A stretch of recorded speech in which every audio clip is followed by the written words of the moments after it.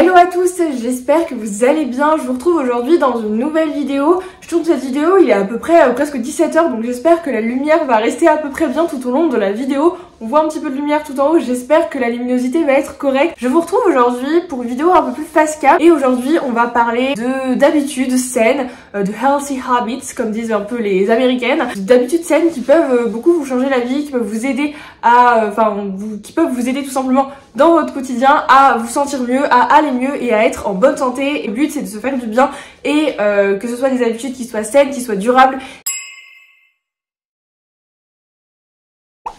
Je suis vêtue de rouge comme vous pouvez le constater, alors c'est vraiment juste que j'ai regardé dans mon armoire avec quoi j'avais envie de tourner la vidéo. J'ai trouvé ce haut rouge et je me suis dit qu'avec un rouge à lèvres rouge ça irait bien. Mais là aujourd'hui je voulais donc vous dire, comme je vous disais tout à l'heure, 10 habitudes saines qui peuvent vraiment vous changer la vie. Et la première avec laquelle je voulais commencer, et je pense que c'est en rapport avec une vidéo que j'ai fait assez récemment, c'est le fait de vous faire une morning slash night routine, enfin les deux en réalité c'est bien. En fait le fait d'avoir une routine le matin comme le soir, ça vous permet réellement de bien finir votre journée, de bien commencer votre journée. Et on est un peu comme des enfants où quand est-ce qu'on a besoin d'être réglé le soir, notamment par exemple pour notre cycle de sommeil se régule correctement, il sait qu'après telle tâche il va devoir aller dormir, c'est d'où l'importance aussi d'une night routine. Et je trouve que les routines parfois elles peuvent être un petit peu péjoratifs, mais en réalité elles ont quand même du bon.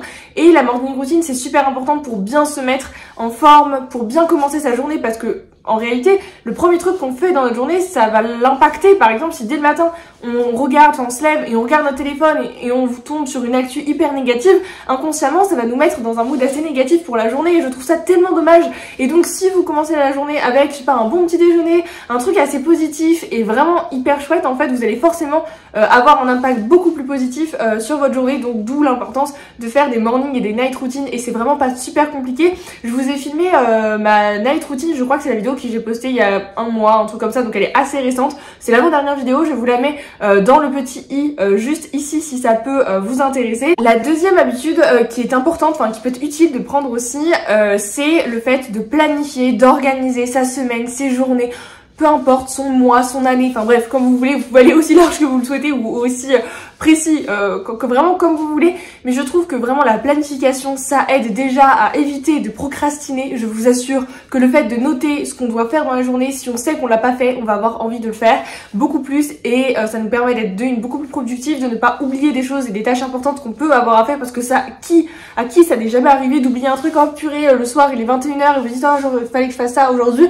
Et ben si vous l'avez noté, c'est possible que ce ne se soit pas passé en tout cas, et que vous l'aurez fait. Donc vraiment le fait de planifier, d'organiser sa semaine, ses journées, ça vous aide tellement, ça prend pas forcément beaucoup de temps, soit le soir, enfin la veille pour le lendemain, soit alors aussi le week-end pour la semaine qui suit. Et ça décharge aussi la charge mentale et c'est pas une habitude très compliquée. Vous pouvez vous acheter soit des to-do list, soit des planners, enfin il existe des agendas, enfin vraiment ce que vous voulez, que ce soit en papier, en version informatique, parce que vous avez même aussi sur l'application Notes d'iPhone. Enfin personnellement moi c'est vraiment ce que je fais quasiment tout le temps et ça m'aide vraiment. Et le fait de vous organiser, ça vous permet de dégager du temps des fois pour du temps libre. Une autre habitude que j'ai prise depuis que je suis étudiante et que je suis partie de chez mes parents, c'est vraiment une habitude qui est indispensable pour moi, enfin je saurais même pas comment je pourrais faire autrement, c'est le fait de faire du batch cooking. Donc le batch cooking c'est quoi? Pour ceux qui ne connaissent pas, c'est une technique qui consiste à préparer ses repas à l'avance pour la semaine. Alors moi en règle générale je le fais le week-end, souvent le samedi ou le dimanche selon le temps que j'ai, et je prépare pas mal de repas en assez grande quantité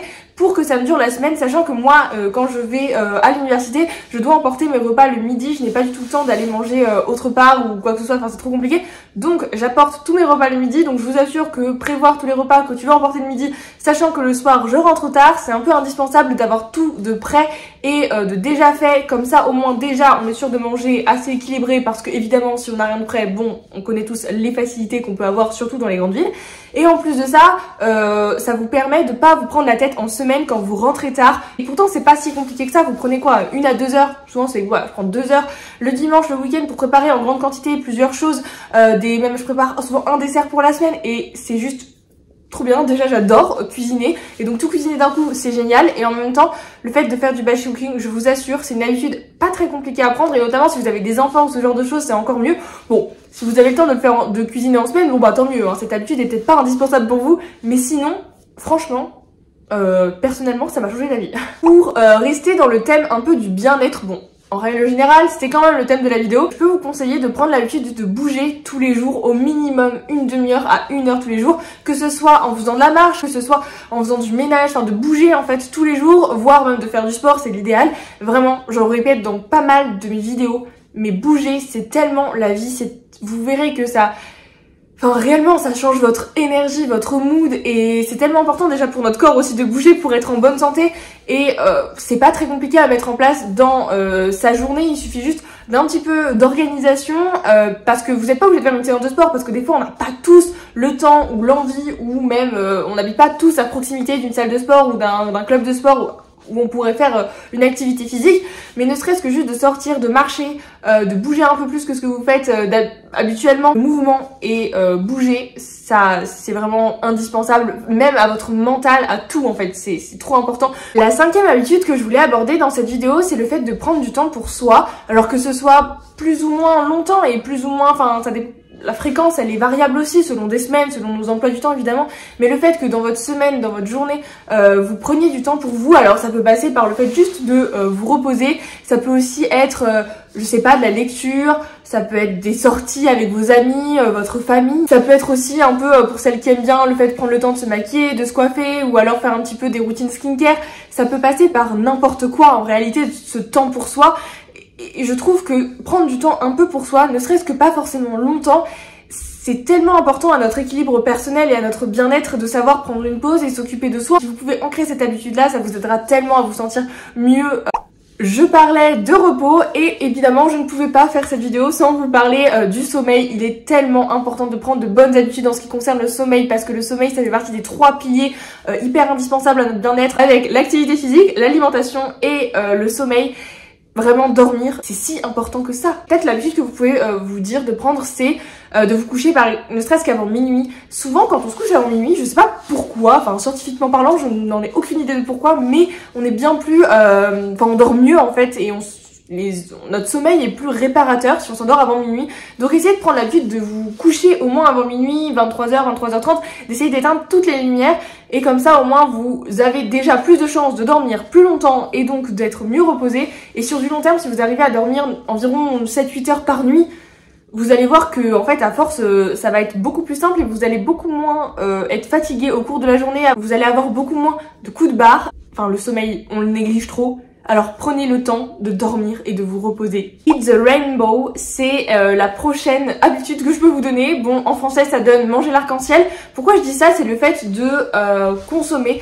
Je voulais parler un peu d'alimentation aussi, une habitude qui peut être chouette de prendre, c'est de prendre l'habitude de manger des fruits et légumes de saison, donc colorés. Et le fait de manger plein de couleurs différentes dans votre assiette, ça vous permet en fait d'avoir plein de vitamines, de minéraux, d'antioxydants différents en fait, parce que si vous mangez, je sais pas, tous les jours de la salade, ben ok, vous allez avoir des vitamines et des minéraux, ok, ça vous fait une portion de légumes, mais vous n'allez pas avoir forcément toutes les vitamines, tous les minéraux que notre corps a besoin, donc c'est bien de les varier, vraiment c'est trop important de les varier, si possible de consommer de saison, que ce soit pour l'environnement comme d'un point de vue qualité nutritionnelle, parce que si vous consommez une tomate en hiver, ben la tomate elle va être mûrie sous serre, donc comment vous dire que les vitamines, et même gustativement parlant, c'est pas trop ouf. Et idéalement le fait de cuisiner vous-même. Je voulais vraiment faire ce petit aparté alimentation. Comme vous savez, je suis en études de diététique, donc c'est un peu aussi en rapport avec ce que j'apprends, mais vraiment manger l'arc-en-ciel, voilà, c'est tout ce qu'on va retenir. Tant qu'on est dans le thème de l'alimentation, je peux que vous recommander, et ça je pense que je le répète dans je ne sais combien de mes vidéos de ce style là,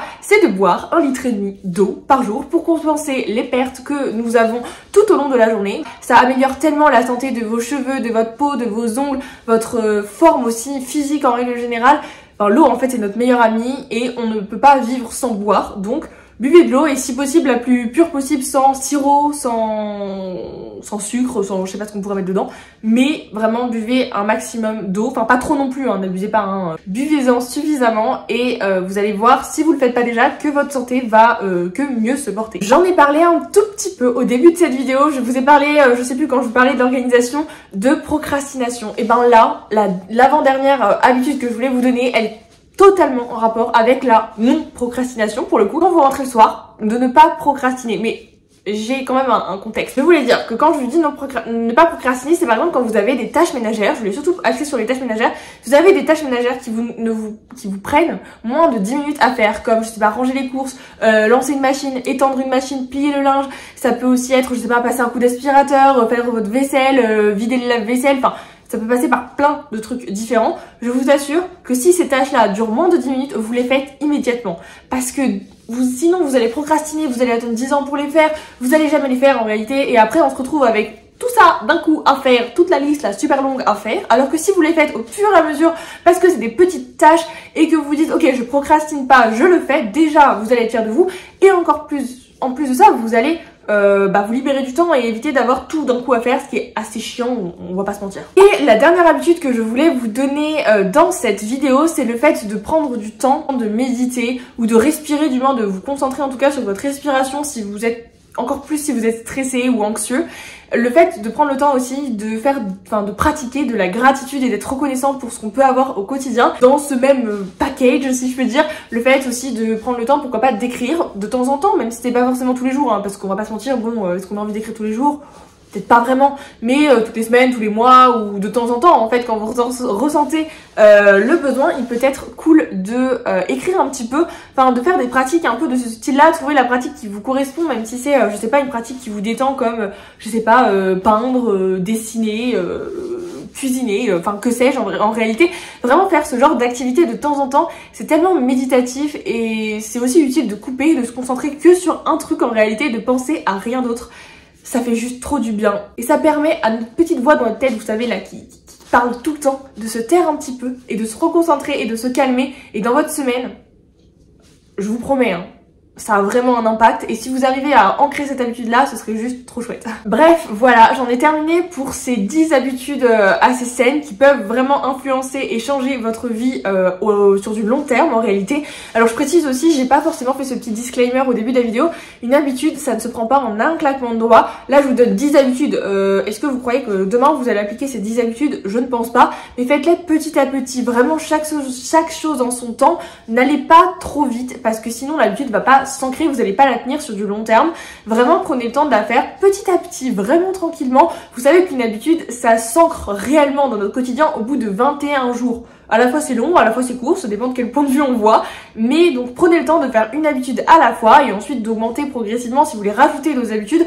Mais ne vous lancez pas le défi comme on peut souvent faire, on peut voir notamment en rentrée, je sais pas, en septembre ou en janvier, de tout changer d'un coup. Non, parce qu'en réalité ça ne marche jamais. Enfin je connais personne qui a réussi à changer du tout en un claquement de doigts, ça se saurait. Donc non, prenez le temps de faire les choses, écoutez-vous, et puis c'est pas grave si tout n'est pas parfait, si vous faites pas tout parfaitement. Je trouve que c'est important de le repréciser que ok, c'est pas grave de manger un fast-food de temps en temps, c'est pas grave de ne pas réussir toutes ces habitudes-là tous les jours, non-stop, c'est pas grave, ok, on est tous humains et il faut savoir se dire lâcher prise et se dire que c'est ok aussi de ne pas tout faire et qu'on fait de notre mieux, et juste ça c'est déjà super. Donc voilà, moi je vais vous laisser là, j'espère que cette vidéo aura pu vous plaire, aura pu vous aider, vous donner quelques petits conseils, quelques petits tips ou quelques petites informations par-ci par-là qui vont pouvoir vous aider, je l'espère réellement.